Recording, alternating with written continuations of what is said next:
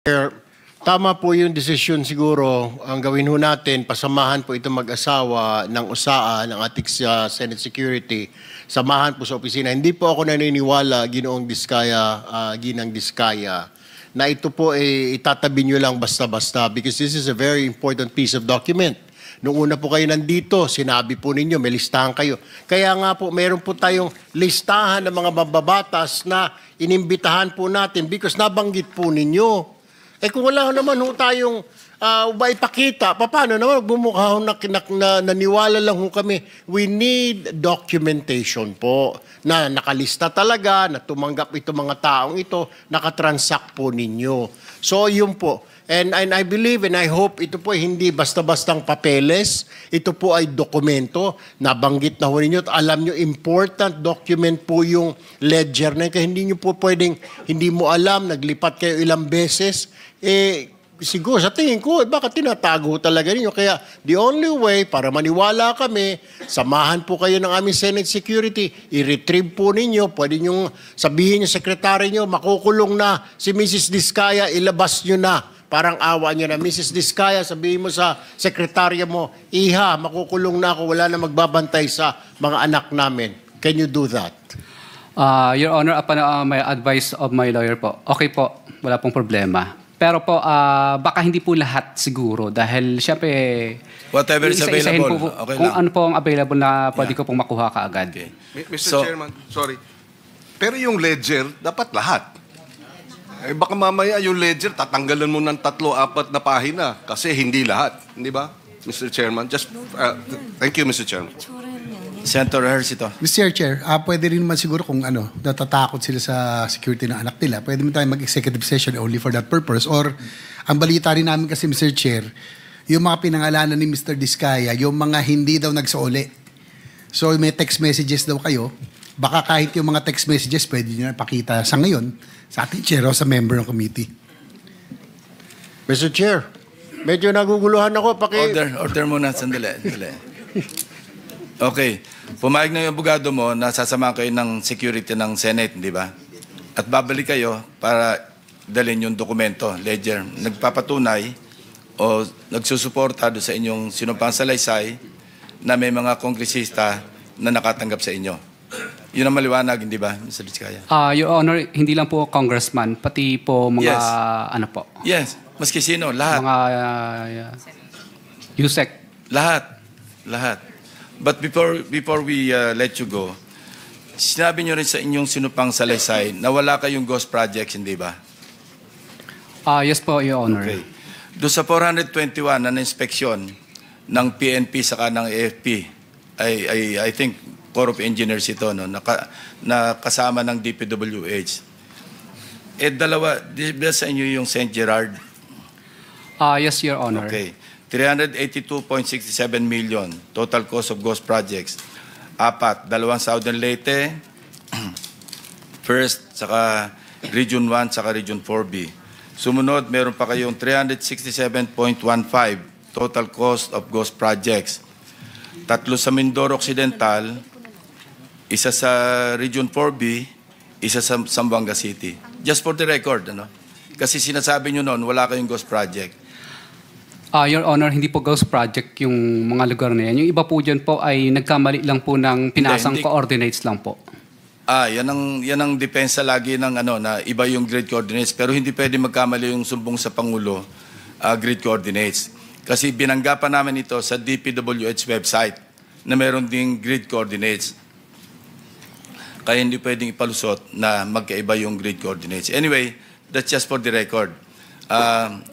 Sergeant at Arms, kindly escort the couple out of this session hall para kunin yung mga dokumento na kailangan natin. Thank you very much. Yes, where are we? And the ledger, Mr. Chairman, the ledger. Yes, understood.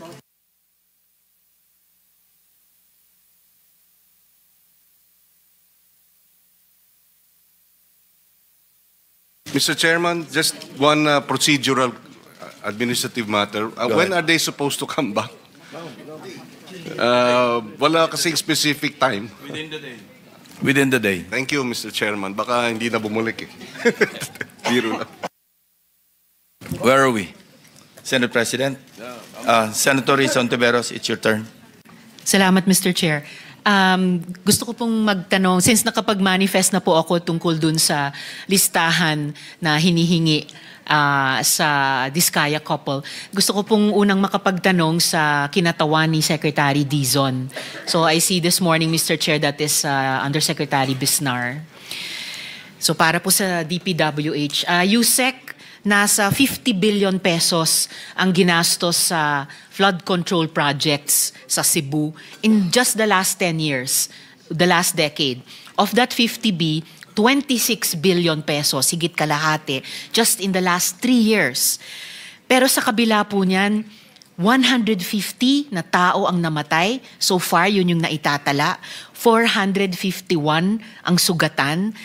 100,000 ang walang bahay matapos ang bagyo. Bukod pa po sa naunang lindol. At ilan pa po ang missing. So baka po tumaas pa yung death toll natin. Now, given that scale of investment in the last 3 years, in the last decade, sir, the sheer volume of flood control projects supposedly in place to keep our people safe, bakit po umabot sa ganito?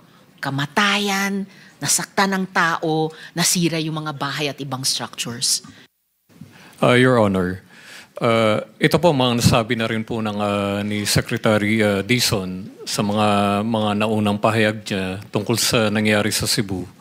Una po, ang sinabi po niya is despite yung ganito kalaking budget at dami ng flood control projects, ang nakikita po natin sa nangyari is ineffective po yung itong mga proyekto na ginawa sa Cebu. Pangalawa po, meron pong formal report na isasubmit po si Secretary in the next few days tungkol po dito sa nangyari to determine yung mga reasons. And moving forward, ano po ba ang mga dapat gawin, Your Honor? Dadako din po tayo dun sa moving forward, pero balik lang po tayo, atras lang po tayo, Yusek, dun sa bakit, no? Na how would you explain this? Obviously, kahit sinong tao, kahit hindi DPWH, sasabihin talagang pambihira sa kabila nung bilyong pisong ginastos sa ilang daang mga proyekto, inabot tayo ng ganito. Sabi niyo po, ineffective yung flood control projects. How would you explain na ganyang karaming project, umabot ng ganyang kalaking halaga, naging ineffective pa nitong nakaraang ilang mga natural and human-made disasters? Ma'am, yung mga specific explanations will be submitted with the report of Secretary. Ayoko pong mag-speculate at this time kasi po mga technical po yung mga technical engineers po natin ang mismong pumunta po sa Cebu para pag-aralan po yung pangyayari. Okay, Yusek, ito po, hindi ito speculation. Sabi naman ng NBI, Region 7 Director, maraming substandard flood control projects sa Cebu. At sabi ng gobernador ng probinsya, kung di ghost project, substandard. So nagko-concur ang gobernador at ang NBI Region 7. At si Secretary Dizon mismo, even in advance of nung report na isasubmit nila in the next few days, sabi ni Sec, these are signs of deficiencies, poor planning, and ill-advised decisions.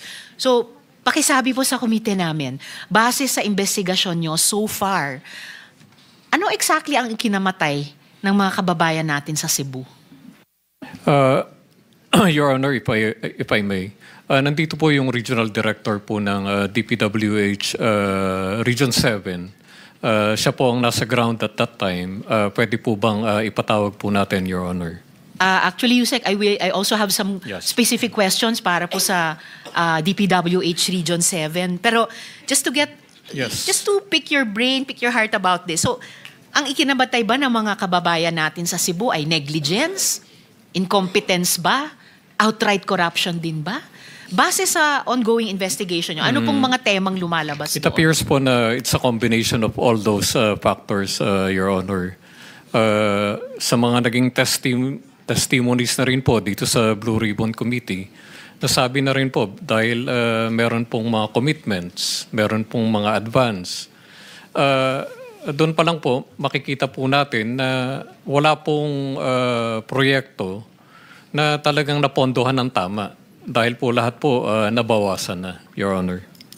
Well, salamat sa forthrightness nyo, Yusek, na hindi lang isa, hindi lang dalawa, maaring hindi lang itong tatlong factors, pero ngayon pa lang lumilitaw kahit sa investigasyon ng DPWH, combination of all factors na minamagnify yung gravity, no, ng situation at minamagnify yung krimen na nangyari, no, laban sa ating mga kababayan doon sa Cebu. And salamat din, taman yung iniugnay dun sa mga detalye nung isa sa mga factor na yun ng corruption na lumalabas pa rin dito sa ating pagdidig.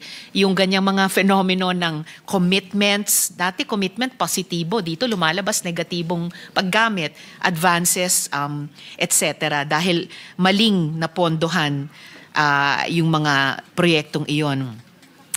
Dati rin po sinabi ni Sec Dizon, Yusek, sa hearing din na ito, na walang national master plan ang mga flood control projects sa bansa. Pero, ayon sa research, may flood control master plan naman, at least para sa Cebu. Meron pala. Gawa mismo ng DPWH kasama ng JICA at finalize po ito 2017 pa. 8 years ago pa po, kasama ang water impounding, watershed protection, irrigation at iba pa. So, mayroon pong konkreto mga components yung inyong master plan ng department with JICA from more than half a decade ago. Ini-implement ba yan? At least ng dating DPWH administration, Yusek? What appears, Your Honor, is hindi po ito na-implement. And ito rin po yung, again, moving forward, ito po yung kinukonsulta po ni Secretary sa Project NOAA, sa UP, sa DNR, para po finally, although limited po yung flood control projects po natin for 2026, ay ma-implement po natin. So, salamat Yusek. Hindi in-implement yung pinaghirapang master plan ninyo, at least for Cebu, no? Kasama ang JICA, pinaghirapan at pinagastusan ng DPWH. So why was that master plan buried? Or bakit siya nilunod tulad ng pagkalunod ngayon ng ating mga kababayan sa Cebu? Your Honor, I'll find out the exact circumstances kung bakit po nangyari ito. And will report to you, Your Honor. Salamat.